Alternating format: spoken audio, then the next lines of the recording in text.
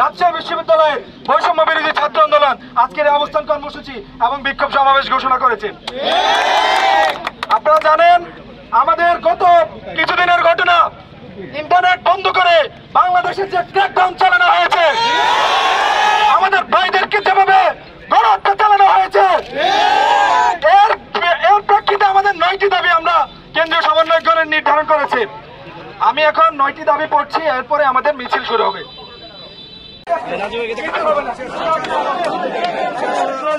আমাদের স্যাররা এখানে আছেন, প্রত্যাখ্যান করেছি।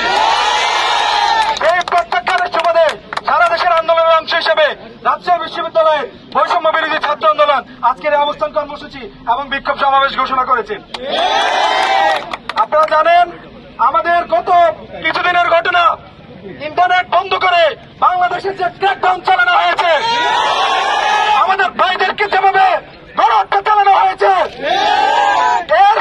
এর প্রেক্ষিতে আমাদের 9টি দাবি আমরা কেন্দ্রীয় সমন্বয়কগণের নির্ধারণ করেছি।